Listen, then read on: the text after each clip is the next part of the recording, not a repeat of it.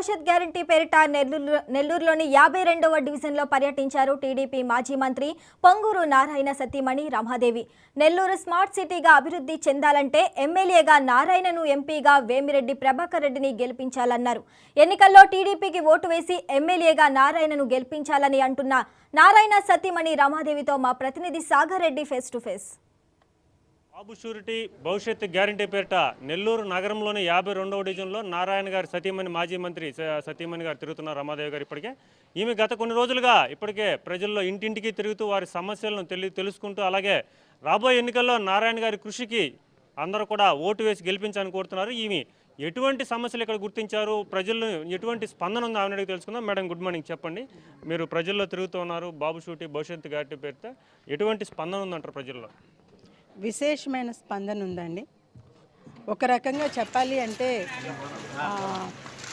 మా సారు అంటే ఇలా నారాయణ గారండి, నారాయణ గారికి ఓటు వేయండి, తెలుగుదేశాన్ని గెలిపి బాగు చేసుకొని ఇంటికి తీసుకొచ్చుకున్నాను.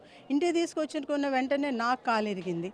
అయినప్పటికీ కూడాను నాకున్న ముగ్గురు కూతుళ్ళని చదువు చెప్పించుకుంటే వాళ్ళు ఏదో ఒక రకంగా ఉద్యోగాలు చేసుకొని వాళ్ళ కాళ్ళ మీద వాళ్ళు నిలబడతారు అన్న ఉద్దేశంతో ముగ్గురిని చదివించాను. మీకు ప్రధానంగా ఎటువంటి సమస్యలు గమనించారు మేడం? వాళ్ళకి ఉద్యోగాలు లేవు. వాళ్ళకి ఉద్యోగాలు అంటే వాళ్ళకి చదివించుకున్నాను, కానీ వాళ్ళకి ఈ రోజు వరకు ఉద్యోగాలు లేవు. ఉద్యోగాలు లేకపోవటం వల్ల నేను చదివించింది కూడా వృధా అయిపోయింది అని చెప్పి ఒకటి. తర్వాత దోమలు ఇక్కడ చాలా ప్రధాన సమస్య అండి. అంటే almost 90% under ground drainage system ఈరోజు కాదు, నారాయణ గారు మినిస్టర్గా ఉన్నప్పుడే అంతా మొత్తం కంప్లీట్ అయ్యింది. జస్ట్ ఇళ్లలో నుంచి మురికి నీటిని లోకి కనెక్ట్ చేసినట్టయితే అది ఖచ్చితంగా పైకి మురుగునీరు ఎక్కడా లేకుండా లోపల అండర్ గ్రౌండ్ డ్రైనేజ్ సిస్టంలో నుంచి వెళ్ళిపోతుంది. పైకి దోమలు రావు. దోమలు ఎలా వస్తాయండి? మురుగునీరు బయట కనిపిస్తుంటే వస్తాయి. అలా దోమలు లేకుండా చేయించవచ్చు. అంటే 90% పూర్తయింది. ఆ 10% పూర్తి చేస్తే వాళ్ళకి సరిపోయిండేది, కానీ అది కూడా చేయకుండా అలాగే ఉండిపోయింది. హౌసెస్ చాలామంది, నేను ఒక మహిళని కలిశాను. వాళ్ళకి ఇల్లు కట్టుకొని అంటే అప్పుడు వాళ్ళు ఇల్లు బుక్ చేసుకున్నారు. ఇంకా చేతికి వస్తుంది అనుకున్నప్పుడు ఆగిపోయింది. అప్పుడు మేము వస్తుంది అనుకున్నామమ్మా, ఈ 5 సంవత్సరాల నుంచి మేము బాడుగు కట్టుకోలేకపోతున్నాము.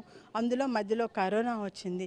కరోనా అప్పుడు చూసుకుంటే నారాయణ గారు మంత్రిగా ఉన్నప్పుడు నెల్లూరు నగరాన్ని స్మార్ట్ సిటీ చేస్తామని చెప్పి ప్రధానంగా అండర్ డ్రైనేజ్ కావచ్చు, వాటర్ కావచ్చు, టిట్ హౌస్ కావచ్చు, ఈ విధంగా అభివృద్ధి చేశారు. కానీ ప్రస్తుతం అధికారంలో ఉన్న పార్టీ మీ మీద తీవ్రంగా విమర్శలు చేస్తుంది. దీని మీద మీరు ఏ విధంగా చూస్తారు? అభివృద్ధి చేశారండి. దాని మీద అభివృద్ధి అంటే చేసిన పనిని ఎవరు దాచిపెట్టలేరు కదా. చేసిన పనులు అందరికీ కనిపిస్తున్నాయి. మున్సిపల్ నగర్లోకి వెళ్తే వాళ్ళు చెప్పారు, నేను అంటే వాళ్ళకి ఎక్కువ కనుక వర్షం వచ్చిందంటే మొత్తం ఇళ్ళన్నీ మునిగిపోతాయి. అంతకుముందు వాళ్ళు గుర్తు చేసుకున్నది 2016లో సార్ మినిస్టర్గా ఉన్నప్పుడు ఒకసారి అక్కడ ఉన్న ఏరియా అంతా దాదాపు 14 రోజులు నీళ్ళల్లో మునిగిపోయింది. అటువంటి పరిస్థితుల్లో సార్ అక్కడే ఉన్నారు. అక్కడే ఉండి వాటన్నిటిని రెక్టిఫై చేసి ఏవైతే కాలువలకు వెళ్ళిపోవాలో, డైరెక్ట్గా ఎక్కడికి కలిసిపోవాలో అవన్నీ కనెక్ట్ చేసి ఆ నీటిని సబ్సైడ్ చేశారు.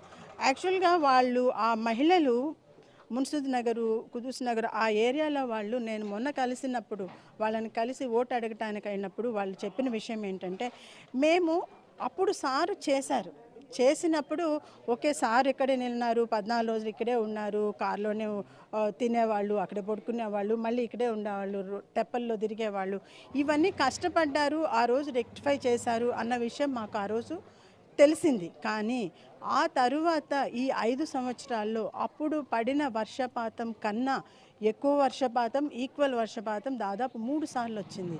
కానీ మా రోడ్డులు పొడిగా ఉన్నాయి, మా ఇళ్లలోకి నీళ్లు రాలేదు.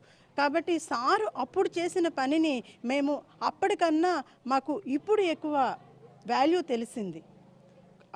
అప్పుడు రోడ్లు వేశారు అనేది తెలిసింది. తర్వాత అప్పుడు ఏదో వర్షంనప్పుడు నీళ్లు లేకుండా చేశారని తెలిసింది.